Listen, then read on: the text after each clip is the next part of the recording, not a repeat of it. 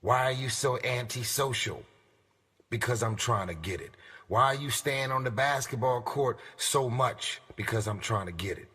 Why are you out there practicing in the hot sun when ain't nobody else out there? Because I'm trying to get it.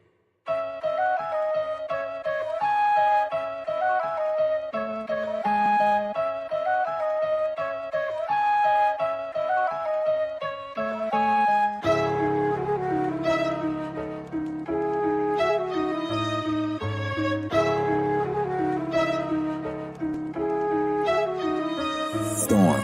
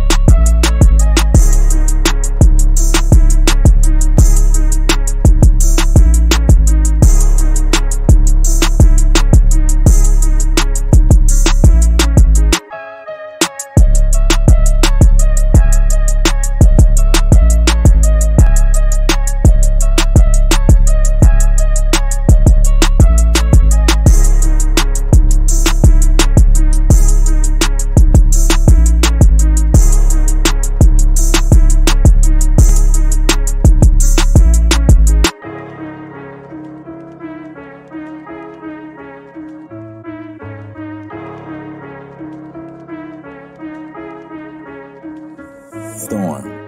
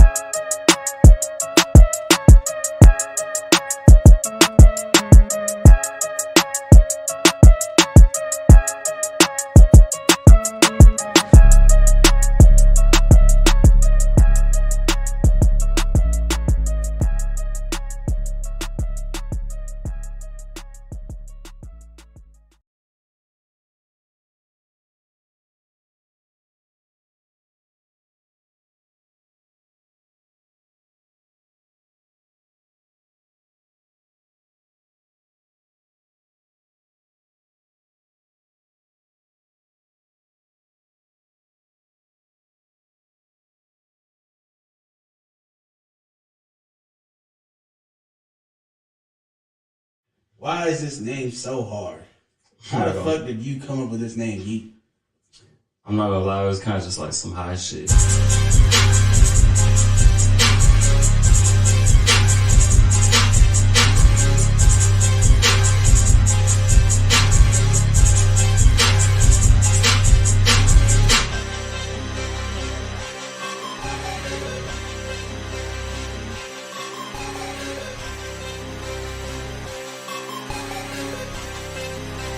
Storm.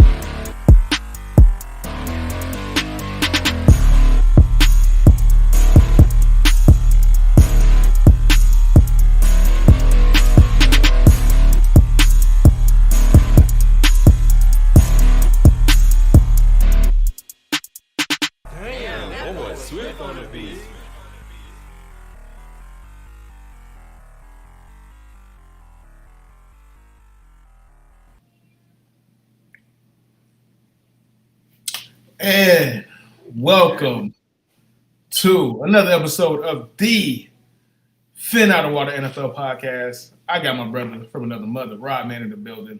And if you don't know, if this is your first time watching, if you're new to the channel, what we do on this channel, the Phin Outta podcast channel, is we give you football news, breakdowns, analysis, predictions, reviews, whatever, live from the trap, from a hood brother's perspective, bro. But first things first, man. Rob, man, how you feeling, bro? Week 11, we have Packers and the Tennessee Titans going on right now. Talk to me, my boy. Talk to me. How do you feel about this NFL season? How do you feel about this game so far? What am I missing? Because you know I can't watch the game. You know what I'm saying? Hey, go ahead and handle that while I get these damn headphones, brother. No, I mean, in as it pertains to the game right now, which I'm watching, the Packers just failed on fourth down. I mean, not fourth down; they just failed on third down, so they've had to punt it away. It's looking like it might be a rough game for them.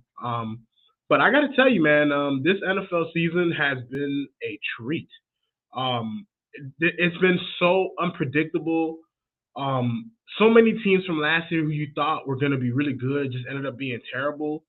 So many teams that you didn't expect have now risen up, including my team, the Dolphins. It's just been a wild season, man, and I love it. This is what I love about football is that football is the one sport where things change so much from year to year. I mean, I think there's an average of what 3 or 4 new playoff teams every year, and then there are at least 3 or 4 teams that made it the year before that don't make it back. So this revolving door of just quality teams and teams taking steps back and teams taking steps forward, it makes for a really entertaining product, man. And I got to say, I've been pleased with the season so far. We've had some incredible games. We weren't able to do the podcast last week, but man, um, that Vikings and Bills game, like that was probably one of the craziest games I've ever watched. And we've had at least a game like that almost every week. So this season in the NFL, the 2022 NFL season has been a treat, and I'm super looking forward to the next half of this season. We still have roughly 7, 8 games to go, depending on the teams, and I'm loving it, bro. I'm loving it, man. I can't even lie to you. I'm loving So, two things. One, to last week, bro. I'm sorry that we missed the episode, dog. Because, newsflash, spoiler alert, behind the scenes. I was supposed to go watch Black Panther last week because that was like the opening week, Thursday. I went to go watch it. Things didn't work out, so I didn't end up watching it. But by the time I realized I was not going to be able to watch the movie, it was too late. I can't say, hey, guys, let's try to do this. It would have been a mess, right? The part that pisses me off, though, about that is had I known that, I would have hated the movie as much as I do. Like, I would have not told y'all to cancel it, bro. Like, that movie sucked, bro. Like, that was a week of content. That was a week of making fun of bad teams. That was a wasted week, bro. So I'm still that's. I think that's why I hate that movie as much as I do now, bro. I it, think bro. That's because I hilarious. knew that I wasted and sacrificed a week to watch it in anticipation, only to be highly disappointed at the movie, bro. So, yeah, man. But yeah, bro, I'm excited, bro. This season has been fun. Every season, well, I'll take that back. This season has been a lot of peaks and valleys, bro. The good has been incredible. The bad has been awful, like awful. That's facts. That's facts. Awful, man. That's facts. First things first, we already got some comments rolling in, man. Phallus Kid, bro, what's up? How you doing, man? Showing love. We appreciate everybody that's tuning in, Oh, man. Cuzzo. What's up, Cuzzo? Cuzzo, What's Rod's up? cousin is in the building, man. Shout out to you, man. We love everybody. Make sure you leave comments, bro. We will make sure that you are highlighted every single time, man. We love the comments, man. We love the fan interaction, bro. But yeah, back to what I was saying, bro. So this NFL season, bro, the peaks have been incredible. Like for every Bills Vikings crazy game like that, you're met with the Atlanta Falcons, Carolina Panthers, bro. Thursday night. That is just bad. You know what I'm saying? Like, so there's been a lot of bad football this year. Like, I'm Plenty. astonished. I'm just astonished. In the year 2022, we can't get 32 good quarterbacks, bro. It's incredible. It's incredible. It's incredible. And where the NFL has been around for almost 70 years. We can't get 32 good starting quarterbacks in any season ever. You can Ever. barely get 20, man. 16. You could barely get 20. Right now, there's not even like we had we did a we just did an experiment with our homeboy Gerson, bro. Gerson, we're gonna shout you out right now, right? He likes to say that certain people are in top 10, certain people aren't. And me and Rod came to him because we really are watching football all the time. We were like, bro, there's not 10 great quarterbacks right now, bro. Like, if you're a top 10 quarterback right now, if you're on the bottom half of that top 10, it's because it's by default, bro. It's true. It's by It's true, default. So yeah, bro, this season's been crazy, bro. But we are doing that. That's just a prelude or a very overstated point to tell you what this episode is going to be about. Pretty much, if you don't see the title, it's going to be the Midseason Awards, bro. So we just want to reflect on the season so far. It's more than halfway through. It's been going by fast. I'm going to cry when football's over like I do all the time, bro. But we still have a couple months left. So we just want to go ahead and reflect and give out awards, man. Give out the NFL. I'll take that back. Give out the Phin Outta awards. Who's the Phin Outta MVP, bro? I don't care about the NFL Network's MVP. I don't give a rat's ass about ESPN's MVP and their midseason awards, bro. You're here because you want to see it from the real. You want to see it from the gangsters, man. Who are our midseason MVPs, bro? And that's what this episode is going to be about. So, first things first, though. This is a Dolphin-centric podcast. So before we actually get to the awards, we want to go ahead and recap on the Dolphins season so far as a whole, bro. So, Rod, Dolphins superfan, been a lifelong fan of the team. Go ahead and give me your perspective on the team so far through 11 weeks of football, man. How do you feel about the team? Where are you? What are your biggest surprises? What are your biggest things that you feel are still something to concern about? And most importantly, how do you just feel about the team so far? All right, Herbie. I don't even know. I guess I could put it like this. For the first time in my life, I'm actually upset we have a bye week. Bro, I've spent my entire life. The bye week was always like the recovery week for Dolphin fans, dog. Like, our team is usually giving us so much hell. We usually look so mediocre to the point where by the time we reach the bye week, we're just ready. We need the break. First bye week in my life as a Dolphin fan where I'm just like, damn, like I wish I could see my team this week, which I think that speaks volumes as to where we're at as a franchise right now. I got to tell you, Herbie, I had a feeling the Dolphins were going to be good this year, but I didn't expect them to be this good. I wasn't expecting our offense to be right up there with an offense like the Kansas City Chiefs in year one. I just wasn't expecting that. We still got work to do on the defensive side of the ball. We've had a lot of injuries on that side, losing Brandon Jones, losing Nick Needham, losing Trill Williams. Like, we've lost a lot of guys in our secondary. Shout out to Darth Cater, you know what I'm saying, our undrafted rookie, man, doing his thing. And Xavier Howard, who's playing on like a bad groin.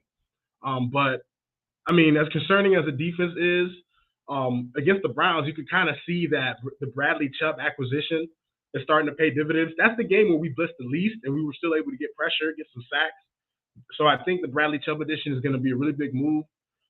Jeff Wilson Jr. Talk about addition by subtraction.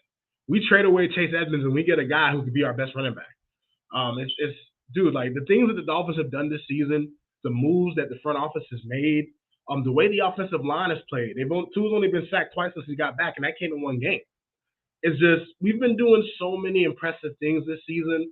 And I can honestly say, like, I am proud of my Dolphins, man. Like, the Dolphins, for the first time in my life, are a team that I could beat my chest about, which is, I can't remember a time. Like, even the few good seasons we've had over 20 years, the Wildcat season, everybody knew it was a gimmick offense. You knew it wasn't going to last. The one weird Jay Ajayi season, that was just a flash in the pan. But it seems to me that it looks like we're actually building something sustainable in Miami. And as a fan of the team, and I'm sure other fans of the team probably feel like, dude, it's super exciting to be a Dolphins fan right now. Like this is the best time in the longest time since the early '90s that it is like it feels so great to be a Dolphins fan, dog. Like I'm super pleased, dog. Well, I'm happy that you are. I'm happy that you guys have this one, bro. Like, cause bro, I couldn't watch it anymore, dog. It's been like you guys were on a path to be the most mediocre team I've ever watched in my life, bro. For a prolonged life, like a prolonged like you guys were the status quo of mediocrity, bro. Like, there's one thing I could bank on, bro. Like the Bengals got better before y'all, bro. That should never happen, dog. The Browns, like, think about the teams that are lifelong losers, bro. Bengals went to the Super Bowl, bro. The Browns, after being terrible for year after year after year, got They won a back playoff online, game. won a playoff game, and then there were the Dolphins. Like, that doesn't make any sense. The Jets have been to 2 AFC championships. Watching you guys, bro. Like, think about all these teams that we associate with being losers, with being the bottom of the barrel, that have done more than the Miami Dolphins, one of the most storied franchises in history in all of sports. And look who has lapped y'all, bro. So it's funny, it's amazing. It's still, I'm not used to it though, dog. Like, I should be. That's the whole point of the NFL, is for bad teams to get eventually good teams to eventually come bad in the middle, and a lot of teams being in the middle, bro. But the Dolphins, for whatever reason, were able to break that curse and be perpetually bad or mediocre, dog. So this is crazy, bro. Let me go ahead and get some more of these comments, though. What's good, fellas? Kid again. Absolutely keep dropping the lights, my boy. Keep dropping them, man. Yes, sir. So you're obviously enthusiastic about the team.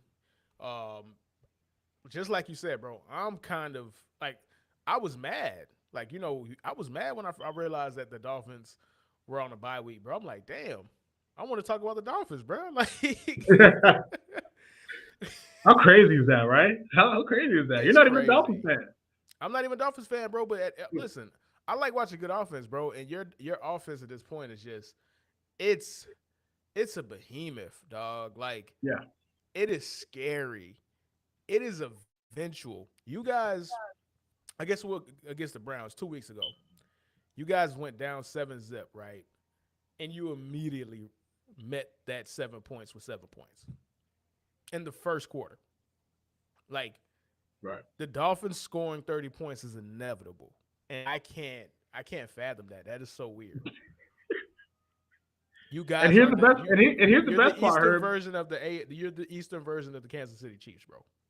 Bro, here's what's even better about that. We haven't had a running game all season. So imagine if we get a running game on top of that elite passing game we've had all year, bro. What answers are you gonna have? Do you know how mad Mike McDaniels had to be at Chase Edmonds for him to say, "Get this fucking hack out of here, bro"? Like, Mike McDaniels must have been livid because he was coaching his ass off. Like, his claim to fame was designing incredible run offenses, bro. Yep. Chase Edmonds was ruining that man's reputation, and he couldn't stand for it anymore, dog. He was not going down like that, bro. He said, "Get this motherfucker out of here, dog." Chase Edmonds statistically left more yards on the field than any running back in football, on top of being one of the top drop guys in the league. So not only are you leaving yards in the field, you're not even catching the ball when you're receiving back. How are you receiving back and you can't catch? One of the scariest things is not only was Chase Edmonds the number one running back and leaving players on the field, he was historically bad at it. Like, he was doing something that we have never seen in the NFL, which is to, on pace, leave about 500 yards on the field, bro. That's crazy. Insane. That's insane. The Dolphins, before Chase Edmonds, the expected rush yard per average, this was the expected. You guys were expected to average 5 yards a rush because of because of what you guys were doing on the offense, because of what Mike McDaniels was calling, the plays that he was getting, the execution of the play. Everybody did their job except for Chase Edmonds. Bro, he was useless, bro. Bro, Chase Edmond was he had one Herbie. He had one play, and that was a running back draw against the Ravens. The only highlight of the season was that one play in that one game. The rest of the year he was hot garbage, hot trash, and credit to Mike McDaniel and credit to Chris Greer for seeing the problem and saying, yo, get the hell out, get the stepping. They put a Martin on him, dog. They said, bro, get the stepping, bro, you gone. And we get Jeff Wilson Jr., who was having a good year for San Fran, and he's now going to be our feature back. And I love the way he runs, Herb. Like when you watch Jeff Wilson, I love tough running backs, dog. Guys who run tough. Like you think you're gonna tackle him easy? Nah, bro. He's gonna try to truck you, bro. Like the dude runs with a ferocity that I love. I love those kind of running backs. And he's quick, and his vision is incredible. Check this out, bro. Speaking of Chase Edmonds, bro. So Chase Edmonds played in 8 games. He started 2 of them. He had 42 attempts. He averaged 2.9 yards a carry, bro. Ugh.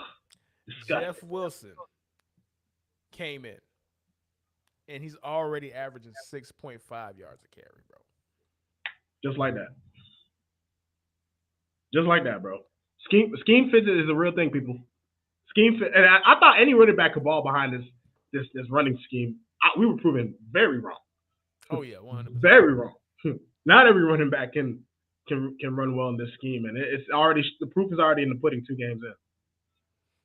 Okay, maybe this might not reflect. If you're watching this, I do apologize, but my camera is lagging like a piece of crap today, bro. I don't know why, bro. So, can you see it on your end? No, not really. You've been fine. Okay, all right, maybe it's just me then. All right, cool beans. Yeah. All right, okay, man. So let's go ahead and get into. Well, did you have anything to say about the Dolphins? Because I don't want to just rush through that. I mean, look, man. Look. There's a lot of things that have been said about Miami already that I'm sure everybody already heard of. So just from a fan perspective, we have the final part of our season is going to tell us a lot about this team because we're going to be playing the Niners on the road. We're going to be playing the Chargers. We're going to be playing the Bills, the Patriots, the Packers. Listen. As weird as they've been, you're gonna stumble like at somewhere, right? Yeah. At some point. We saw the Chiefs lose to the Titans, bro. Like you're gonna stumble somewhere. Right. So, the Chiefs lost to the Colts. I'm tripping. Yeah, my bad. They lost to the Colts. Which is even worse. Titans. Yeah, we saw the Chiefs lose to the Colts, bro. So you're gonna stumble somewhere. It's just where exactly is it gonna be, and is it gonna be detrimental to what you guys are doing and what you guys are doing going forward? Because at the end of the day, bro, like we've seen this. What I want to know is this Dolphin team is actually like for real, or is this a flash in the pan? Because we've seen this multiple times. We've seen this last year. We've seen this a couple of years ago with Sean McVay. Is this the new LA Rams with Sean McVay and what's his name, the quarterback that they sent to Jared Goff, right? Yeah. Sean McVay's first year there, they had a historic offense. They were incredible, but it wasn't sustainable. So do you think you're going to be that version of that LA Rams? Obviously, you're more biased, so obviously you don't want it to be. But is this Dolphins team for real? Now, granted, they haven't even made the playoffs. They haven't won a playoff game. They haven't won a Super Bowl. Haven't done any of that. But do you feel like this is sustainable? I do feel like it's sustainable, and one of the main reasons why, and we're going to get into it, is the fact that we have a quarterback that can run the system extremely efficiently. The difference between Tua and Goff was Goff needed his handheld. Like Goff was not a guy that you could give him the playbook and you can trust him to make the right plays. The one thing that people forget about when the Rams were at their apex, they had Todd Gurley. Todd Gurley was an MVP candidate. That's how good of a running back he was. Same thing with Kyle Shanahan and San Francisco 49ers, which is the offense that we were running a variation of the Shanahan offense. We've never seen Jimmy G look like how Tua looked. So the way I'm looking at it is if we can build a running game to go with the passing game, I think this is sustainable. And it all depends on Tua's growth as a player and if he can continue ascending and you know what I mean, being a really good quarterback. I think it's sustainable because at the end of the day, it's only not sustainable when the quarterback isn't good. any offense is sustainable if you have the right guy under center, and that's just how I look at No, I respect that. I respect that, and that's a good point because there's two things that I want to piggyback off of that before we go on to the next topic. One is Tua is showing that he enhances the offense. He doesn't go along the ride for the offense, which is what we saw for Jared Goff, and which is what we seen the entire time for Jimmy G. Like at least with Jared Goff had highs. it. Jared Yeah, Goff was legitimately a Pro Bowl player. Now, granted, in hindsight, and going against Bill Belichick exposed him for the hack that he is, bro. But before that, you couldn't tell me that Jared Goff wasn't a good quarterback. Like I seen him put up 50 points in a crazy Monday Night Football game against the freaking Chiefs, bro. yep. And it was Jared Goff. It wasn't Todd Gurley and none of that. That Jared Goff was balling that game, bro. So I've seen that. You feel me? Um, and another thing that you mentioned is what added to the smoke and mirrors of that Rams team, that prior Rams. Well, I'm just say Rams team too, because this team, that team that won the Super Bowl last year, smoke and mirrors, bro. I told y'all about Matthew Stafford. I told y'all, bro. I told y'all. Yep. I told y'all he's nothing more than Nick Foles or Joe Flacco, bro. I listen. I don't wish any pain or anything on anybody, bro. I'm not that kind of petty. Yes, I am. Fuck Matt Stafford, man. Fuck him, man. Fuck him. Oh, But yeah, bro. So it's all smoke and mirrors, and we're gonna find out about the Dolphins on the second half after this post bye week, right? But back to the other point against the Rams that I want to talk about, and I want to veer off and just have an extended conversation as well in regards to this, bro. I miss running backs, man. Like this, we are going to have to appreciate what Derrick Henry is doing because Derrick Henry is a throwback, which is crazy, right? He's a yep. throwback, a sustainable running back. Todd Gurley, and there's people who are watching football now.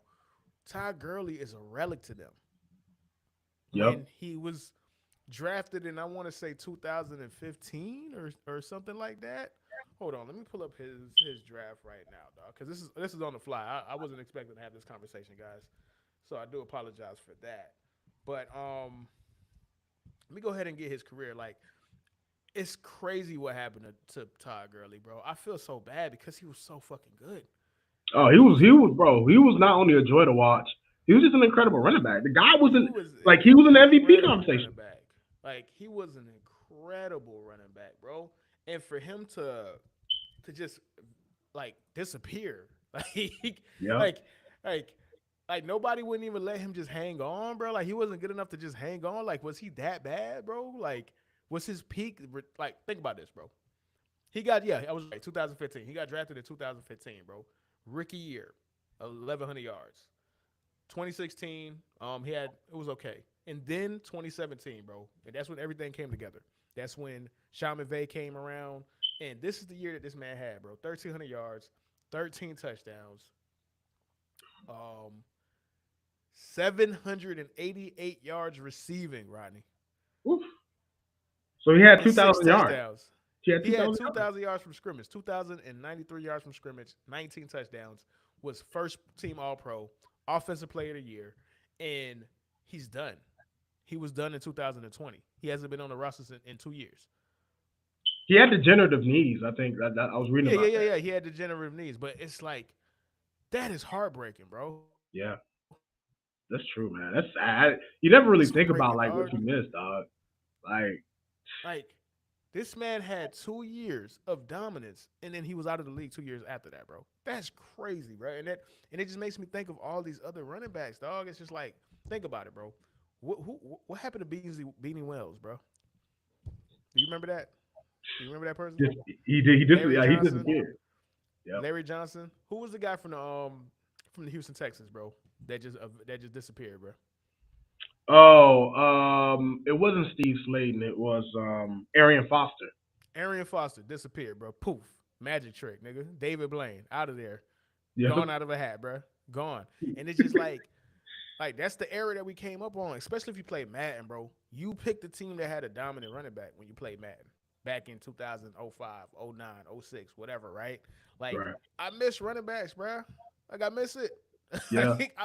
I understand, bro. I understand. These guys throwing 500 yards and all of this, bro. It's Nirvana, bro. It's dope, man. It's crack cocaine, bro. It's cocaine, dog. That shit is methamphetamines, bro. But when I'm watching a dominant running game, when I'm like the Packers against the Cowboys, I was horrified as a Cowboys fan, bro. But I had to appreciate that them niggas was like, bro, we gonna run this down your throat. What are you gonna do about it, dog? Right. That's And why Aaron Jones and AJ Dillon ain't bad. They're not bad. they not right. And then, but okay, you know what? I take that back, bro, because I actually get to watch that with Tennessee, and it's some ugly football, bro. I take it back, bro. Just forget this entire conversation, dog. I just remember, bro, like it's some ugly football. Like it could be really ugly. Nah, Tennessee plays outside of the Giants. I don't think anybody plays ugly football. That's an ugly brand of football. Every week, dog. Week in, week out. Week in, week out, bro. But nah, like seriously though, like it's crazy how fast we forget about running backs. Like we don't forget about wide receivers now. We don't forget about quarterbacks, obviously. Shit, we don't forget about cornerbacks, bro. But a running back, they're done. Like Josh Abrams was the Raiders' first round pick. He's gone. They cut him. Right. Gone. I can't even, bro. Jeff Wilson is your starting running back, bro. Jeff Wilson is not not a franchise running back, bro. But that's just what it is, bro. Like they have completely been devalued. Christian McCaffrey, right? That nigga's a role player now, bro. He went from offensive player of the year, near MVP to role player. Right. It's crazy, man. Running backs used to be what you go to watch football for. Absolutely. Dude, listen, I'm a Dolphin fan. I grew up on Ricky Williams. Like, bro. Ricky Williams. Dude, Ricky was and listen, the way Dolphin fans feel about Tua now is how we used to feel about Ricky. Like, when you have a guy like that, like, you can watch every game, even if you knew in the playoffs Jay Fiedler was not going to come through, you know? And I don't understand the Dolphin fans who like Jay Fiedler. Like, screw Jay Fiedler. I hate this guy. Like, I don't see why people like him. Like, granted, Ricky Williams came, I think, he came to us like 2002. But, you know, when I think about him and the things he was able to do and how exciting it was to watch him, like, I miss how that felt, bro. Like, honestly, like, and granted, football was a bit of a different game. You know, they allowed more on defense back then, but still, like, I'm right there with you, Herbie. Like, the loss of running backs, the devaluing of running backs, the fact that their shelf life is so small, their peaks are so little now. So it's like they're the easiest position to forget because outside of a guy that's gonna leave an imprint on your mind, like an Adrian Peterson, like a LaShawn McCoy. You know, there are certain guys that transcend what running backs have become, but they're fewer and far between now. No, I got you, though. This is what I'm going to do, bro. This is what I'm going to do. I have the 2010 NFL rushing leaders, right? And I'm going to do a bit of an experiment. I want you to try to guess the top 10 rushers in 2010, Rod, off the top of your head, bro. No pressure. No pressure. Well, give me a name. Give me a name of a guy that's below the top 10, so I can have an idea of like who might have been below the top 10, just outside of the top 10. You want literally just outside of the top 10. Yeah. You're gonna laugh. I promise you're gonna laugh, bro. All right. Peyton Hillis.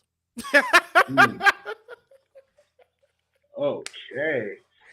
He was the 11th rusher that year. Peyton Hillis, Rod. This is what I'm talking about. Peyton Hillis was on the cover of Madden. Nobody remembers who he is, bro. I don't even remember what he looks like. I don't remember who he looks like. Peyton Hillis. So go ahead, try to give me the top 10. 2011. If I'm thinking, I'm just gonna name guys that I know were probably around the league in that time in 2010. Go ahead. So, Adrian Peterson. Ding, ding, ding. Number 7. 7. Damn, AP was 7. AP was 7. I think that was the year where he missed a couple games. So yeah, he was number 7. Okay. LaShawn McCoy. LaShawn McCoy was there. He was 14th. He had 1,000 yards a year. Let's see. 2010. Oof. There were guys like Pierre Thomas. Ooh, boy. I think you might be a little early because I don't even see him on there, bro. Oh, okay. What about Reggie Pierre Bush? Thomas, Reggie, come on. You know Reggie Bush wasn't doing nothing in 2010, bro. Come on, dog. No, he had 1,000 yards rushing with him. I don't remember when he was with us. That That might was have been like 2012. 20, That was that was 2012 when he was with 2012. y'all. Yeah, that was 2012. Okay, let me see. Man, wow, man, I can't even really remember these. Steven I Jackson. got you, bro. I got you, bro. So this is the top 10 rushers for the 2010 season, and this is just what I'm talking about. You just highlighted the problem that we have with running backs, bro. Like the preeminent position of football for millennia, not really, but decades, right? And you can't even remember who were the best running backs in 2010, bro. So, Yeah. number one, and I'm gonna go down the list from number 1 to 10, bro. Arian Foster, Jamal Charles, Michael Turner. Come on, Jamal Charles. Oh, yes, how did I man. forget him? Yeah, man. Chris Johnson, aka CJ2K. You got Maurice Jones-Drew, my nigga. MJD, bro. Adrian Peterson, Rashad Mendenhall, Steven Jackson, Ahmad Bradshaw, Ray Rice, and then Peyton Hillis, which we 11. And just an honorable mention, man. I got Darren McFadden, Cedric Benson, Matt Forte, Ben Jarvis, Green Ellis, LeGarrette Blunt, and Fred Jackson, man. That Matt is what. Forte. Yes, yes. You couldn't remember any of these dudes. Like when you're a running back, bro, unless you are a super Hall of Famer like Derrick Henry is gonna be or Adrian Peterson is gonna be, you're done. You're toast. We treat you like we treat a backup quarterback, dog, and that's crazy to me, bro. Especially That when is you think crazy. about it, like look at these like Jamal Charles that year had 1,400 yards, bro. He was a great running back. Michael Yeah, Turner had 13,700 yards. He was great. These were guys were carrying their teams. Like they were the best player on their teams, and 10 years later, 12 years later, they're forgotten. They're nobodies, and it's just crazy to me, bro. dude, I feel so crazy. I can't believe I couldn't even. Jamal Charles didn't even cross my mind. How crazy is I that? That's crazy. That's crazy. So we're gonna take a little quick break, and then we're gonna come back with the rest of the show. Rod is gonna go ahead and give his case for Tua MVP. We're gonna go ahead and give our midseason awards, and we're gonna go ahead and just give you the rest of the show, man. So quick break, and we'll be right back.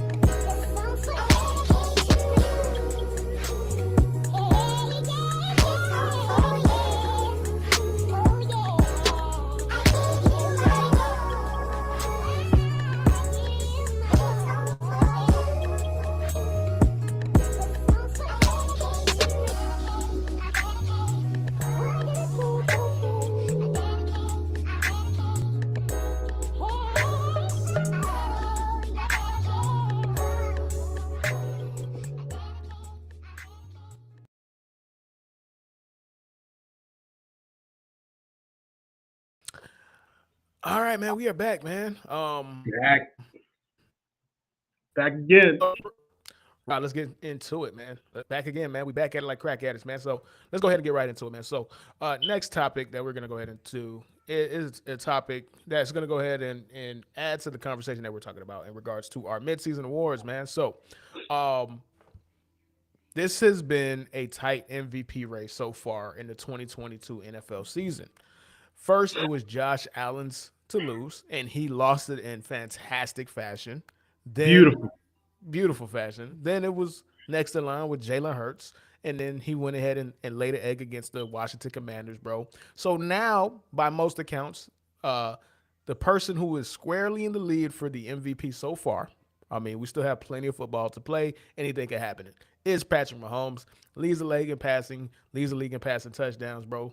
But you have a different person who you think should be the MVP. Now, spoiler alert, it's Tua Tagovailoa. We're not gonna spoiler alert. You know what I'm saying? So, Rod, your very biased and unapologetically biased assumption and reason why Tua should be the MVP. Go ahead and state your case, my guy. Well, Herbo, first and foremost, right? When it comes down to it, the most important aspect of football is winning games.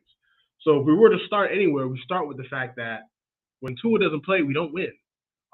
We were 0-2 when he didn't start, and we lost the game in which he started and got knocked out of the game.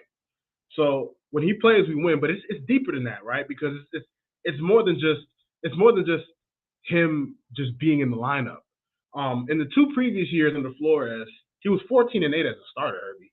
But the defense was the driving force of those wins.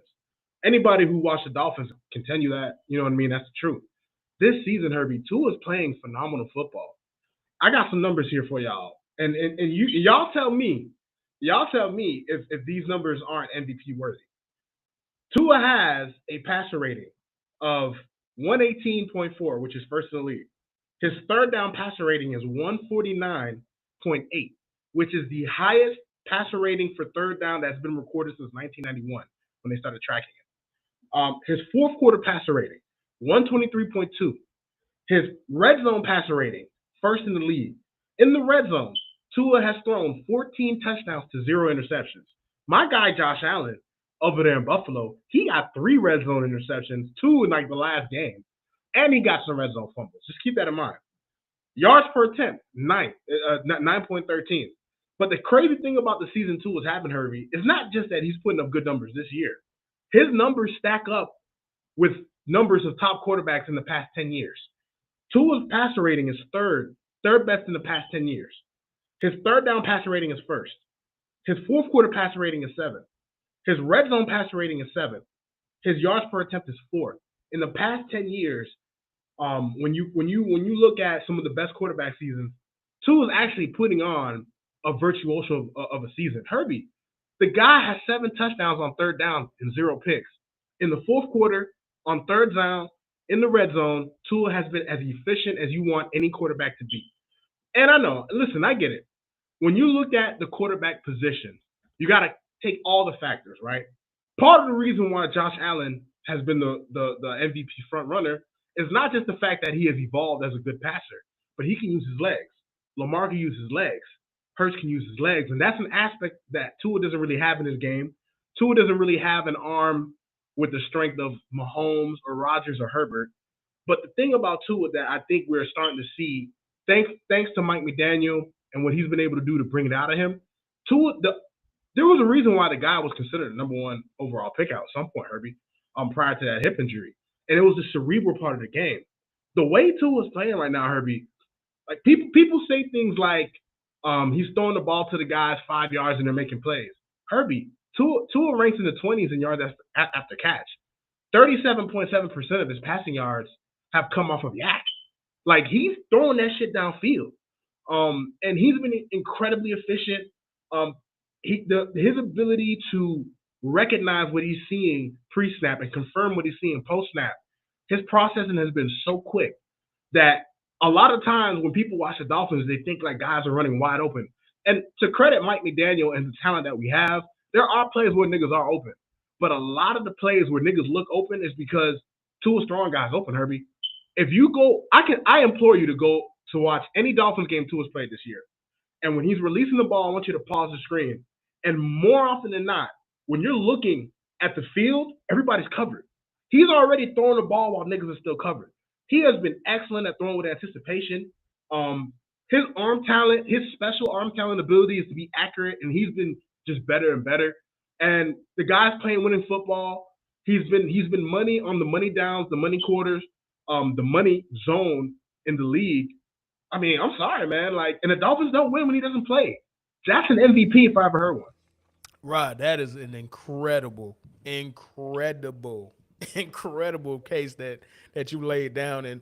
And one of the best things that you laid about it is the fact that you're poking holes in the stereotype that Tua is just dinking and dunking and everybody's doing their thing, bro. He has 9 yards per attempt, bro. And he's top 10 in average depth of target. So, like, what are y'all talking about? Like, this is factually that the ball is going down the field. I have another stat, right? You guys are only second to Kansas City in regards to points expected contributed by the passing offense, bro. If you are a big person, if you're a jock like me, bro, you have no idea what that even means, bro. It just looks nice, dog. But the Kansas City Chiefs are at 120.40, and the Dolphins are at 117.25. The next closest is the Bills at 85, and then it goes down to 71, bro. You and the Chiefs are so far ahead of everybody else when it comes to the passing efficiency, the passing game, your quarterbacks elevating the offense more than you would ever even imagine, bro. So, this is crazy. Like, this is crazy. Like, seriously, this is crazy. Going from where Tua was last year to where people were not mad at the fact that he got benched at times for Ryan Fitzpatrick to Q a year later, he has a realistic and worthy case for being the league MVP. And we might as well just call it the best quarterback of the year, bro. It's because he's not my MVP, and I don't have a quarterback for my MVP when we get to our awards. Spoiler alert, bro. But I'm just gonna call it best QB on the best team awards for now, dog. But yeah, bro, I can't. There's nothing else I can say to that, bro. Let's go ahead and move on to our awards, man. Yes, So, topic number 3, man, Midseason Awards, bro. And everybody does it. If you watch enough football, you have content. Everybody has their Midseason Awards, blah, blah, blah, blah. The cat's out of the bag, bro. We just do that because we need something to talk about, bro. Like, that's really what it is. So we're going to jump on that bandwagon and do it the Phin Outta podcast way. Right, so we're going to go back and forth where we'll give our awards and starting with MVP. You've already stated your case. I'm going to go ahead and name who mine is. Then we're going to go to Offensive Player of the Year, Defensive Player of the Year, Rookie of the Year, both offense and defense. But then we're going to add our own personal pizzazz to it, right? You have your Bad Dope of the Week nominee. And if you don't know what Bad Dope is, that is something from the old podcast, which is going to be transitioned and incorporated into this podcast sooner or later. But Bad Dope is what was the worst performance from a player, coach, team, or anything that had to do with football for that week. And that is what Rod provides, because there's a lot of moments that goes unnoticed by the mainstream media. But we're real football fans, bro. We get to the nitty-gritty. There is no bad football play that me and Rod will not see and talk about, bro. If you do something stupid, we will be there. If you miss 2 game-winning field goals, one in regulation and one in overtime, I'm talking to you, Carolina Panthers kicker, you will get that Bad Dope of the Week, man. So, and then you have You're the Worst. If you follow us, you can see it on our channel. I give my weekly worst 5 quarterback performances of the week, but there has been one performance that stands far and head and shoulders above everybody else, man. So we'll get to that, man. But starting with MVP, Rod already gave his midseason MVP. My midseason MVP, however, is going to be somebody that nobody's going to know. You know him, but nobody's going to think, because we've been conditioned to just give this reward to quarterbacks, and I'm not doing that with my MVP, man. So my MVP is going to be Justin Jefferson, dog. Like, his team is 8-1. He's far and away the best player on his team. He made the catch of the year, arguably one of the top 5 greatest catches in All NFL time. history. All time. And on 4th and 18 to keep the drive going. In that game, he had 9 receptions. His expected percentage of catching all of those were less than 50%. That's the most ever in a game. He only had 1.2 yards per separation, and it did not matter. He was balling, and I just think he's been the most. He's not the most important player in NFL, bro. You can say that about. You can say that's Patrick Mahomes. You can say whoever, right? But to me, he's on a team that's beaten multiple playoff teams this year. Yep. They beat the Cowboys. Well, they're going to play the Cowboys. I'll take that back. They beat the Bills. They beat the leading. They beat the division AFC division champs. The Miami Dolphins. Granted, 2 of them played that game. Doesn't matter. They won. They won. They have arguably they have the best record in the NFL, tied with the Eagles. Yep. And you want to know why he's MVP, bro? Because his quarterback is Kirk Cousins, bro. That's really what it comes down to, dog. Like, they're doing all of this. Kirk Cousins is on an 8-1 team, bro. You want to know why? Not because of Kirk Cousins, not because of the defense, because the defense is not all that great. Not because of the running game, because the running game is middle of the pack. Dalvin Cook is okay.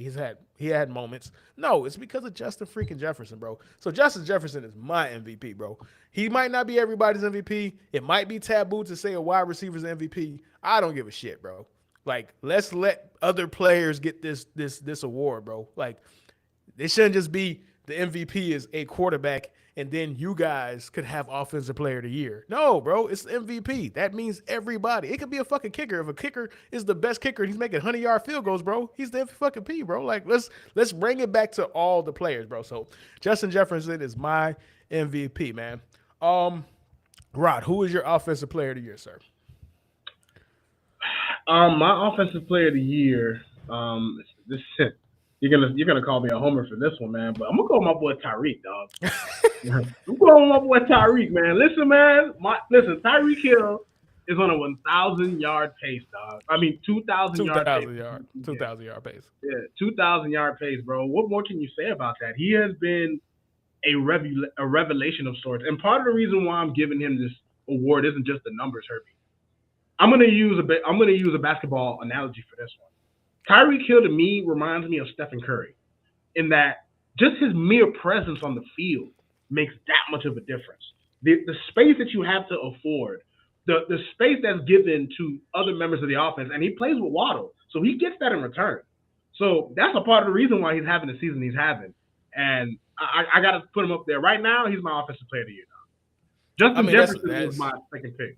But that's hard. That's hard to beat. My offensive player of the year, it is going to be Tyreek Hill. And I know somebody's going to be like, how is Justin Jefferson your MVP, but Tyreek Hill is your offensive player of the year? MVP is different than offensive player of the year.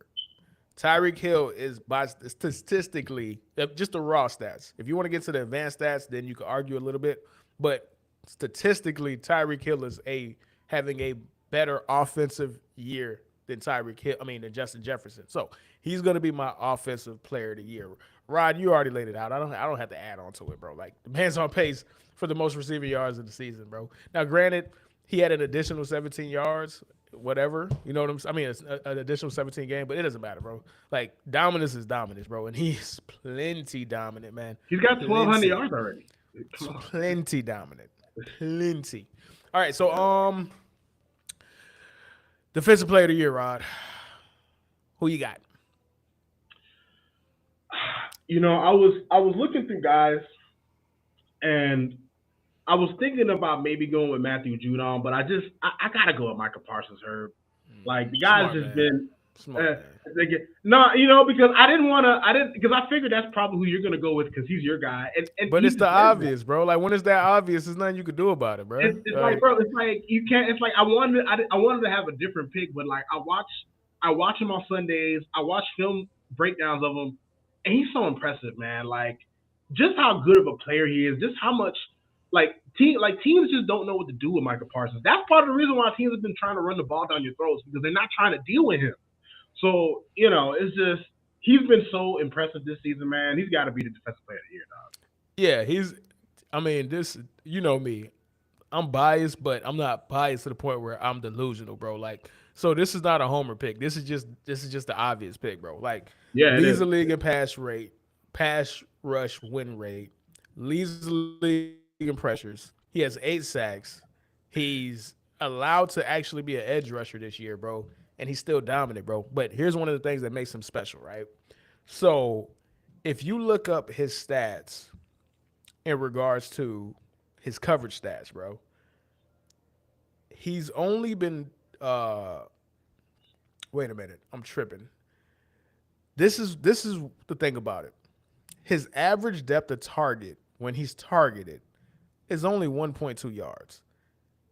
And he's allowing -3 air yards on completions, bro, which means if you are his primary defender, if he's your primary defender, bro, he's tackling you as a receiver, not a running back, as a receiver behind the line of scrimmage. That's insane. Behind the line of scrimmage. That's insane, bro. Behind the line of scrimmage. He has 8 sacks. He brought his missed tackle rate from his rookie year, which was 10%, down to 2.3. He's only missed 1 tackle this entire season, bro, through 9 games.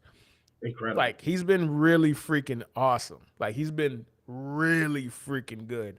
And on top of what he's been doing as an edge rusher, bro, like, I can't give it to anybody else, right? Now, granted, have I been paying attention to anybody else? No, I don't give a shit. It just works out that way that the guy that I was going to pick regardless actually deserves to get that award, man. So let's move on to Offensive Rookie of the Year, man. Who's your Offensive Rookie of the Year, my guy?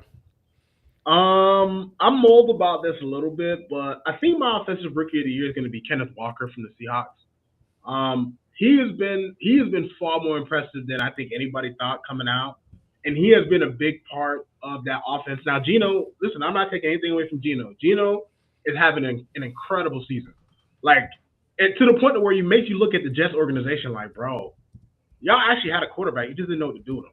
Like, it's crazy. And it just goes to show what a culture change and what good coaching can do. Pete Carroll, you got to give him props, dog.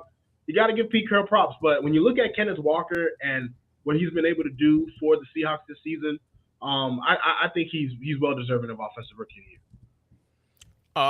You know what's crazy, bro? This was a really good running back year, bro.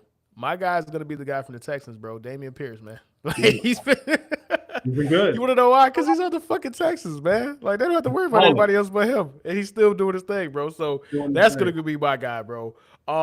Defensive Rookie of the Year. My Defensive Rookie of the Year is and this just goes to tell you how good of a draft that the Seahawks had. My Defensive Rookie of the Year is Tariq Woolen. I was debating between him and Sauce Gardner, but fuck the Jets, Herbie. You know what I'm saying? That's how it is. All right, but no, Sauce has been incredible, right? But Tariq Woolen has been right there with him. He has been an excellent cover corner. He's been catching picks. He's a huge pivotal part of that Seattle defense. Tariq Woolen, you are my Defensive Rookie of the Year. All right, so my Defensive Rookie of the Year, man. Listen, I know you can't give grace to anybody on the Jets, bro. I understand that, bro. Like, it is what it is. I get it. I understand. So I will take the burden off of your chest and do it for you, Rod. Yeah, it's Sauce Gardner, man. Like, if you get into all the advanced stats, it's crazy. He has the highest PFF grade for a rookie in a while. It's at an 86.1. He's already on their top 10 quarter list. I think he came in at like number 2, right after Patrick Surtain Jr. and right above Jalen Ramsey. So PFF saying that he's a better cornerback this year than Jalen Ramsey and stuff like that. And Tariq Woolen was on there too. I think Tariq Woolen was like number 6, bro. So this just lets you know this has been a really good cornerback class, a really good running back class. Like, this shit is crazy, bro. Like, for me to have somebody that can make an argument against Kenneth Walker lets you know that this running back class is really good. For there to be an argument against Sauce, who's having a historic rookie year, lets you know how good this cornerback class is, bro. But back to Sauce, man. Only giving up 27 completions in 9 games. Only allowed 52% of his passes, and that's including game 1. If you go from game 2 on, that numbers go down to 40%, bro. So he got it quick. He was like, oh, okay, all right, bet. Since from game 2 on, he's only allowing 40% of his passes, bro. This is the one that's crazy, though. His average depth, he only giving up 143 air yards, bro. through 9 games. Through 9 games total, he's only given up 143 air yards on completions, bro. So if you are catching the ball on him, bro, it's some underneath shit, bro. It's a little screen or anything like that, bro. You're not catching anything over 20 yards on Sauce Gardner, bro. It's not happening. It's not happening. He's not allowing it. I ain't even gonna lie. He's been really good. And then he's only missed three tackles. He has 44 tackles, and that's one of the things that's really impressive because cornerbacks, if you're gonna be good if you're gonna be good, you normally show the coverage skills, right?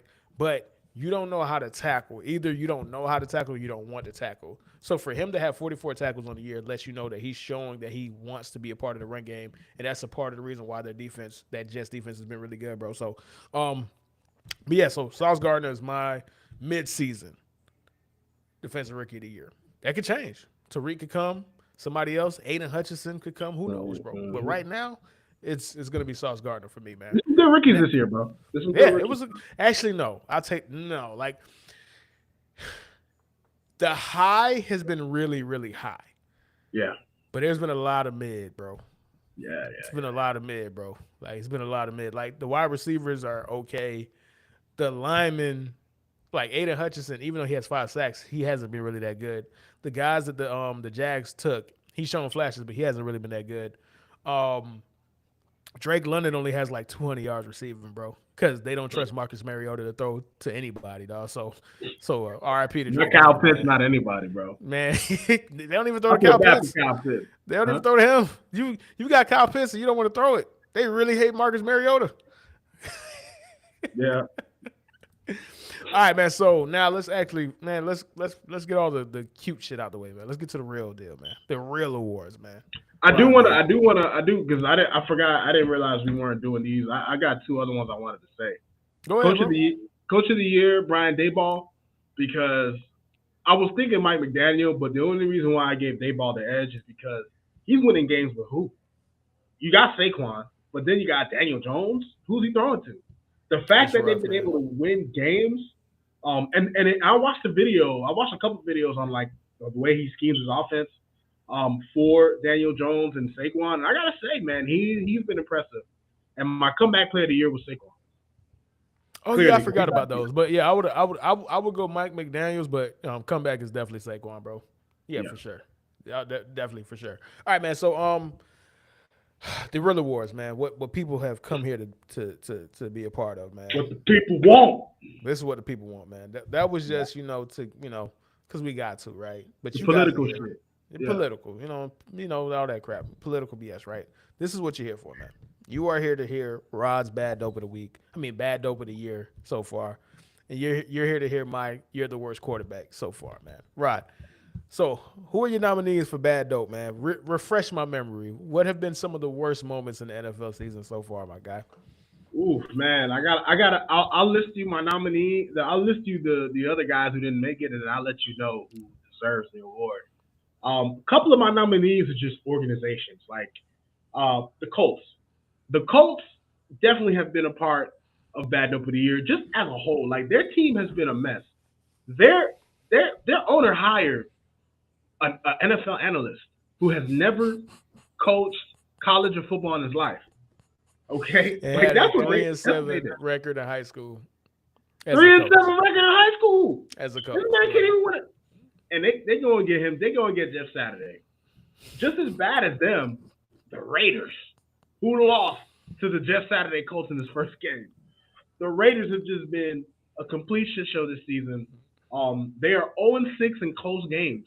They have not been able to. They've been losing games by 5, losing games by 2, losing games by 1. They just can't play a complete game, and they've been bad. Another team. Bro, wait. Two things. So for the Jeff Saturday hire, right? Do you think? And I'm pretty sure this is what happened. I'm pretty sure because Jeff Saturday and Jim Irsay are really good friends. I think they went out to steak dinner one day, and Jeff was like, "Come on, give me a shot. Give me a shot, Jeff. What's the worst that can happen? What's the worst that can happen?" And Jim Irsay was like, "You know what? Yeah, that sounds like a good idea, bro." And Wasted this on is his the ass. beauty of when you own something, bro. You could do whatever the hell you want, bro. Because who's No gonna matter how stop you, ridiculous. dog? No matter I'm how pretty sure. ridiculous. I'm pretty sure the marketing department was like, "No, Jim, you can't hire Jeff Saturday." I'm pretty sure the analytics department was like, "No, Jeff, you can't hire Jeff Saturday." But Jeff Saturday gave everybody one of these, bro. He gave everybody one of these, bro. And he went ahead and made that man his head coach, bro. So shout out to you, Jeff Saturday. I mean, Jim Irsay. You know what, man? I want Jeff Saturday to go on and win every game, bro. Because Jim Irsay, you deserve it, dog. You deserve to tell everybody to kiss your white dad crusty ass, man. Like that's what you deserve, man. I'm a Jeff Saturday fan now. And to the Raiders, right? There's somebody I don't know who it is, but he's one of your homeboys, bro, who hates Derek Carr because he's a lifelong Raiders fan and he hates Derek Carr, bro. Oh man, he hates Derek Carr, The bro. funniest thing about this season, bro, like losing to the Colts broke the Raiders, bro. Derek Carr had a press conference where he cried. He cried. He said, I don't know. I can't figure this out. It's the funniest press conference I've ever seen in my life. It's art. It's a work of art. I implore everybody to go watch Derek Carr in his past press conference after losing to the terrible Colts, bro, because it broke him as a man, bro. This is the most frustrating thing because he can't fix it. I've never seen somebody cry this early in the season, bro, for losing the game. I've never seen this. It broke him. He knows that this is unfixable. He knows this is unsalvageable, bro. And he poured out his soul, dog. If you haven't seen it, go watch it. It's a work of art. It's theater. It's Picasso. The way he talked, the pain in his voice. Chef's kiss, man. Do you know what those guys put their bodies through? The things they put their bodies through? And you know, as a leader of this football team, when I see that there are other guys that don't feel the same, it just pisses me off. It's like, it hurts. It really hurts. Man, hey, we're going to hell, bro. That's a child of God, bro. We are going to burn in hell, bro, with gasoline draws, man. Listen, man, it's his fault for letting it out, man. He should have held that in, bro. Absolutely. I'm going to laugh about that for months, bro. So, but not to cut you off, go ahead and finish your point, my guy. Who is the bad dope, man? Let the people know. Who's the bad dope, Rod? My last nominee before I get to the winner is another organization. I just got to put him here. The Arizona Cardinals. You know what? Maybe not even the Cardinals. Cliff Kingsbury, bro. He's bad dope, dog. Like, are we finally gonna get rid of this guy? Like, get him out of here. He is not a worthy NFL coach. He's already proven this time and time again. And the difference between this year and the previous 2 years, the previous 2 years he got off to a quick start and then he fell off. Mm-hmm. They came off the rails early. Early. Terrible from the jump. Out the gate. They were cockeyed from the jump, my boy. Straight boo-boo, dog. Straight boo-boo, man. But man? Who's the last nominee, Rob? The last nominee before I get to the award, I got to say, Carolina Panthers kicker, bro, who cost them a game in which he missed an extra point and missed a field goal. I just had to put that out there because there are a lot of kickers who've done a lot of crap this year. But that, to me, was just the most egregious moment for a kicker this season. But my bad dope of the year so far, mid-season. This game was so vile, Herbie. It was so disgusting. This game was one of those things where when you turn the TV on, they had a hazard warning on it because it was that much of a detriment to your health. I'm talking about one of the worst games of football I've ever watched, bro. The Colts Broncos Thursday night game. Man, Herbie. that was crazy. Crazy. Like, Herbie, that game, I still remember how I felt watching that game. They needed to put a hazard warning when you watch that game, man. That was a rough game, man. That game has probably been deleted, erased from the history book. You probably can't find a copy of that game anywhere. I hope they burn it. I hope they throw the ashes in the ocean.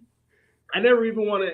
After this season, I'm going to put that game out of my mind, Herbie, because it was that bad of a performance. I have to give them bad dope of the year. Yeah, okay. Because it was the one game I watched where I wanted to fucking jump off my balcony, dog. All right, so your bad dope nominee, your bad dope so far, your midseason award for bad dope is going to be the Thursday night football game between the Indianapolis Colts and the Denver Broncos that went to overtime, and Russell Wilson threw a pick in the end zone to the point that made his teammates hate him more than they already do, bro. Um, so let me go ahead and give you your worst, you're the worst award winner, bro. And this was tough, man. I've seen some bad quarterback play this year, man. This has been some bad. Like you had your Derek Carr 100-yard games, you had your Aaron Rodgers 3-pick games, you had what Josh Allen did. Josh Allen had 100% win percentage, bro, and they found a way to lose that game because of Josh Allen, bro. But nobody, and I mean nobody could outdo what PJ Walker did against the Cincinnati Bengals, bro. This is quite possibly the worst game a quarterback has ever played in the NFL, right? This, I'm telling you this now, this is going to be the midseason award, and I guarantee this will be the end of the year award. He's going to go back to back, bro. He's going to two-peat this award, bro. Rod. In this game, PJ Walker went 3 for 10 for a grand total of 9 passing yards. Within those 10 attempts, he threw 2 interceptions, bro. No way. Can I That's tell awful. you what? Can I That's tell so you what? awful. Can I tell you what his longest completion was? For 5 What was yards. it? So the other 2 completions they completed were equaled 4 yards, bro. He had a 0.0 passer rating. Of course he did, because there's nothing lower than 0. So he had the worst thing that you can have. Bro. And as a whole, as a passing offense, bro, the Carolina Panthers were negative 21 points expected, or scored 21 points less than they were expected to score, largely on the back of PJ Walker, bro. This was a disaster in every way possible. I implore you to never lay your eyes on this. That man was the worst quarterback for a quarter ever. He was so bad they had to put Baker Mayfield back in. He got benched for the guy that was benched for him because it was a disaster. It was a train wreck. PJ Walker put on a masterclass, bro. That is the worst quarterback performance of all time, dog. Just That's awful. crazy. Just Think awful. about this. This man, he we have Jeff George, we have Jamarcus Russells, we have some of the worst quarterbacks. We have EJ Manuels, and PJ blew them out of the water, man. PJ, you're the worst midseason award winner. I guarantee you will be number 1 at the end of the year as well, man. All right, man. So that's it for the awards, man. Let's go ahead and transition to let's speed through these last 2 topics or whatever. I definitely want to speed through the AFC East divisions. Like we just want to talk about the AFC East and the NFC East, man. So that's topic number 4, man. What's up with the Eastern divisions, bro? What's going on, bro? Like NFC Beast, AFC Beast, man. it's impressive, dog. Like it's really impressive, bro. Like hold up. Let me go ahead and get this. So the AFC East, right? Nobody's under 500 in AFC East. Nobody's under 500 in NFC East, bro. Dolphins are 7-3. Jets are 6-3. Bills are 6-3. The Patriots, these fucking guys, bro. They're 5. They don't go away, Herbie. They don't go away. They don't go. It's so annoying, bro. The Oh. NFC East, bro. The Eagles are 8-1. The Giants are 7-2. The Cowboys are 6-3, and the Commanders are 5-5, bro. This is crazy. This is crazy. When coming into the year, the NFC East it was the Cowboys and everybody else. People thought it was gonna be the laughing stock. Coming into the year, the AFC, same thing. It was the Bills and everybody else, and people thought the Jets and the Patriots are gonna be laughing stocks, bro. So, what do you think is going on, man? Man, I mean, to be honest with you, Herb, I'm just impressed with how these teams have played, dog. In particular, I expected the Dolphins to be good, me being a Dolphins homer, obviously. But the Jets, like, listen, the Patriots are one thing because Bill Belichick is always going to have that defense right. For whatever reason, no matter what, no matter who they play, they're gonna. The Patriots make games hard for everybody, no matter who your quarterback is. But the Jets, I gotta say, Robert Saleh has done an incredible job, Herbie. because I didn't see this coming. Because people have to understand, the Jets are 6-3 in spite of Zach Wilson. Listen, I'm always willing to give guys their props, even if I hate their team. They have one of the top corners in football. Breece Hall, before he got hurt, he would have been my offensive rookie had he not got hurt. And you look at the defense, you look at Quentin Williams, you look at all the pieces that they brought together and the way that they're playing, and then you see Zach Wilson, Herbie. You got Zach Wilson barely throwing 200 yards, throwing 140 yards, 2 picks. Like, to me, what the Jets are doing in spite of their quarterback, and they're going to give him a chance because they drafted him, and sometimes you got to give a guy some time. But I haven't seen anything from Zach Wilson that inspires confidence in my eyes. Yeah, that's the thing. Like you give Justin Fields some time because he's the best athlete on the field. Listen, maybe it takes 4 years, maybe, but I don't think he has 4 years to wait, bro. So I don't see it, bro. But speaking to what you're talking about, right? And this goes back to your, which I might have to change my pick for coach of the year, bro, because I'm looking at some numbers for this Giants team, man. Whew, this shit is. Brian Daboll deserves coach of the century, dog. Like, bro, they have, according to the DVOA, no team with the DVOA as low as theirs had a record as good as they have at this point, bro. Think about this, right? So the Philadelphia Eagles, and this is an advanced stat, bro. This is the team offense quality relative to average, bro. So this is the average, everybody else. The Miami Dolphins is a 4.1. The baseline is 0. That's really good. A 4.1 is really good. The Philadelphia Eagles is 5.1. The Dallas Cowboys is 2.0. The Buffalo Bills is 6.9. Do you know what the New York Giants is, Rob? Like a 0.7? I got you. To really highlight it, the New England Patriots are a 0.2. Okay. The New York Jets, and the New York Jets had some ugly football out there. They're 1.6. The New York Football Giants are a negative 1.8, Rodney. They're below average. They're below average, and they're 7-2. They're below average and 7-2. This is the contemporaries, bro. The Green Bay Packers are negative 1.5. The Green Bay Packers are 4-6. The Pittsburgh Steelers are, hold on, let me see. The Los Angeles Chargers are 5-4. They're negative 1.2. The San Francisco 49ers 5.4, negative 1.8. The New York Giants are 7-2, bro. Brian, easily coach of the year, bro. I'm sorry, Mike McDaniels. You got one of the best offenses ever made, bro. You're not doing what Brian Daboll's doing. That dude is making filet mignon with Swiss cheese, bro. God damn, that boy is coaching his ass off, man. No, he's been impressive. And to be honest with you, him and Nick Sirianni too, the Eagles coach. Like, yeah, for sure. And it's funny though. Remember how we talked about Nick Sirianni coming to when he got hired, and everybody thought he was a dumbass. He might be a dumbass for real, but he knows how to coach. Shit, he knows how to coach. He knows how to coach. Yeah. I think the lesson that we can learn though is that, especially when you look at the NFC East, and you know, it's two different stories, right? Like when you look at the NFC East, you got coaches who understand what they have. Right. Nick Sirianni understands what he has. So what do? They go out and get A.J. Brown. You draft Devontae Smith. You have a guy like Dallas Goedert, who I think is hurt right now. But they built around Jalen Hurts. They have designed plays for him to use his legs. When you look at what the Giants have done, they know they don't have any receivers, dog. They know they don't have receivers. Absolutely. And they know what Daniel Jones is, and they have manipulated their offense in a way that works for Daniel Jones, that gets the most out of Saquon Barkley, who we really didn't see do shit the previous years.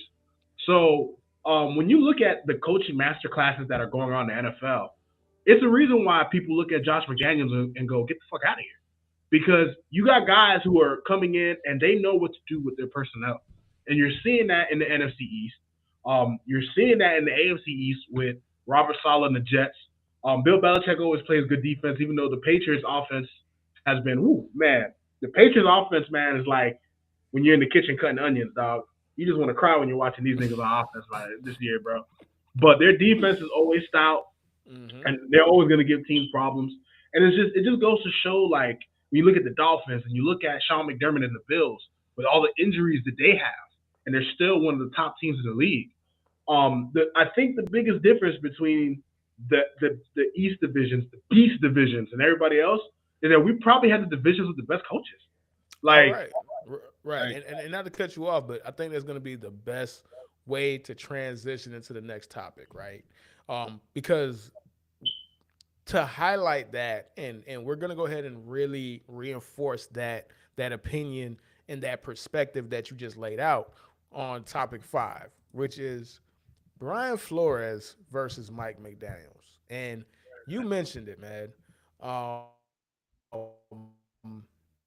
The dichotomy between having a really good coach who knows exactly what they have versus a coach that is going to tell you what you guys need to do and you need to fix my system and you need to fit to what I want you to do. You need to fit to what I want the offense to look like, this team to look like, and this identity to be versus understanding what you have and trying to accentuate that, bro.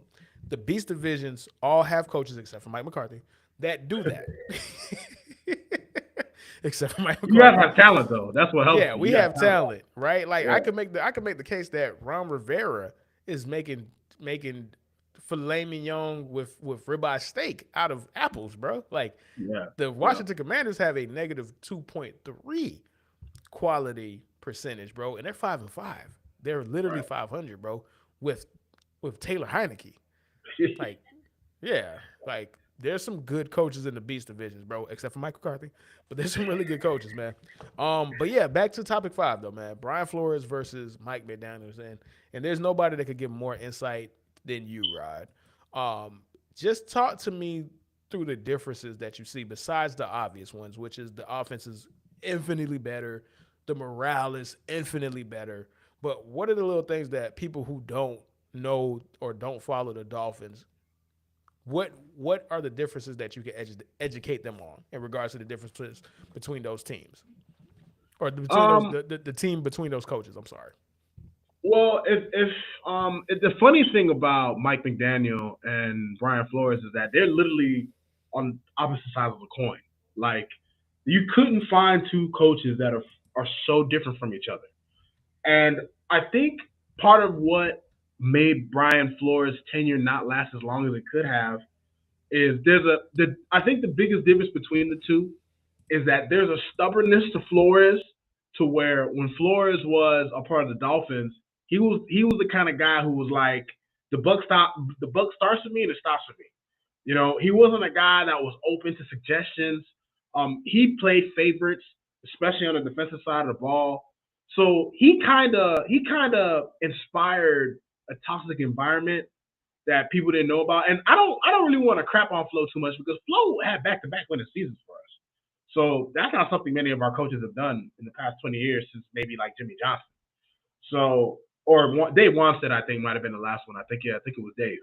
But when you look at just the way that I think the thing about Mike McDaniel is Mike McDaniel knows where he is. He understands his position. He's a brand new head coach.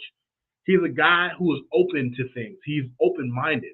Brian Flores was a very closed-minded guy, and that kind of rubbed a lot of guys the wrong way in the locker room. And Mike McDaniel understands that he doesn't know everything. As smart of a guy as he is, part of what makes him as smart as he is understanding he doesn't know everything. Is understanding he's going to need help. Brian Flores thought he knew everything. That's why he hired our running backs coach. We had 2 offensive coordinators and 3 play callers last year, Harvey. In what scenario do you ever hear any player being successful behind that? And that's because Brian Flores had a refusal to bring in a guy who knows his shit because he wants to be the top dog.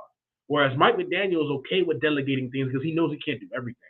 And I think that has translated to how the teams have played. Because look, even though Mike McDaniel's not a defensive guy, so he's just giving Josh Boyer all the reins. He said, Josh, you're in charge of the defense. You handle that. He's delegated the passing game to Darrell Bevell and Wes Welker. He's delegated the running game to Frank Smith, the offensive coordinator. So, when you look at the way Mike McDaniel is running the organization, he's running an organization where everybody feels like they have a say. Everybody feels like they play a part. Whereas Brian Flores was the head honcho, wanted to put his foot down, whatever he says goes. And, and he had his weird little things about him. when you look at, and I was just watching prior to this podcast, I was watching Tua mic'd up in the Browns game, and I just can't imagine he would ever look like that under Flores. Like just to see him dancing around when he makes plays, to see the happiness, the camaraderie between all the players. It's just man, like the head coach. They say teams are a reflection of their head coaches. So when we had Brian Flores, we were a tough team. We played, the Dolphins football we played the past 20 years, which is the defense is going to bail out the offense, right? That's what we played under Flores. And that just completely flipped. And I think Mike McDaniel and just his open-mindedness and his ability to connect with people. Herbie, I want you to realize something. When Mike McDaniel was hired, all right, when he was first hired, he called Tua on his flight to Miami. There were two things that he said that even I remember to this day. That is the first thing that comes to mind is he told Tua on that plane ride. He said, "I'm going to coach greatness out of you. I promise you that." The second thing he told Tua was, "You're going to look back." He said, "You're going to look back on the day that you met me, and you're going to realize it was one of the best days of your career." That's what Mike McDaniel told Tua. And I remember when I watched that the first time, I was ready to laugh, Herbie. I was just like, oh, here's another Adam Gase. Here's another guy he's just another fucking blowhard. And everybody, nah.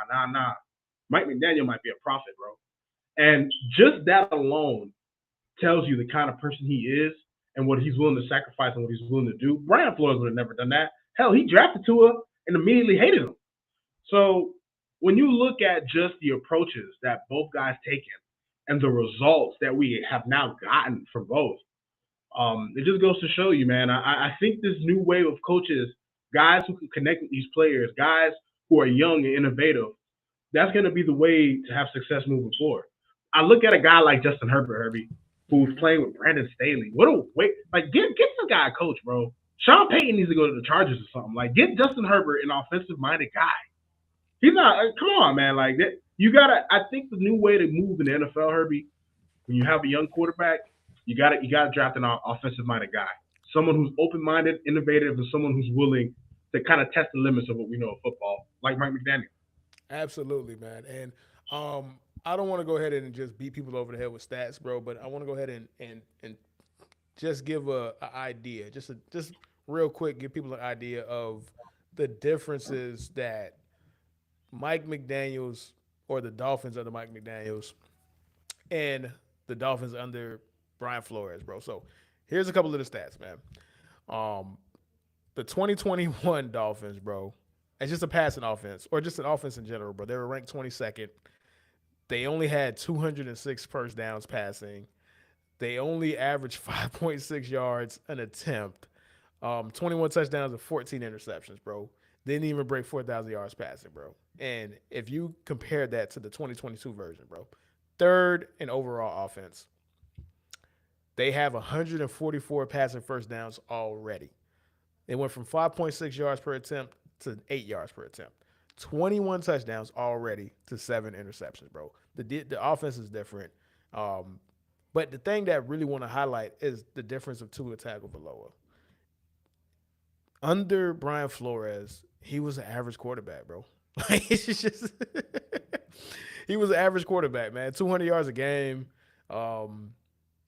16 touchdowns, 10 picks. Granted, it was only his second year, so obviously he had growing pains and he was just getting under footing, but he's not who he is now. Like, they're two different quarterbacks, bro. Like, you have somebody who got benched for, again, Ryan Fitzpatrick, too. Somebody who is looking like the person that we coined the term tank for Tua. Like, and the reason why I want to bring these up is because, and we talked about this, but I really want to go ahead and highlight it again, which is why I want to bring up the conversation.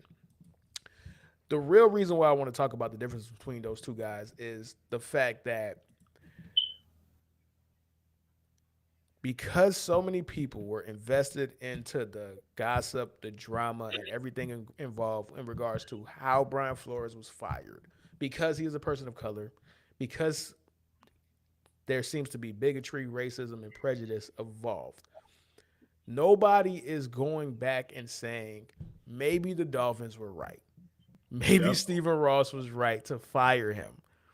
because look what we could have been if we got the right pick the first time. Yes, he had back-to-back winning seasons. Yes, nobody who's had back-to-back winning seasons has ever been fired. But ask a Dolphin fan in the entire world, who would they rather have right now? It's a no-brainer, bro. Brian Flores, other than Brian Flores, his wife, and his beautiful children, bro, nobody's picking Brian Flores over Mike McDaniels, bro. Nobody. Not And one I soul. hate it because people were so passionate about it.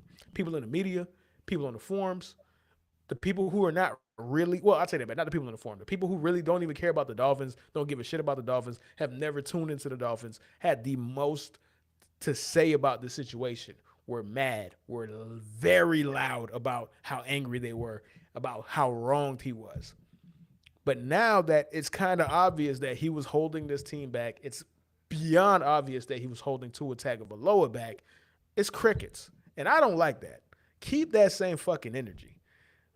Keep that same energy. You feel me?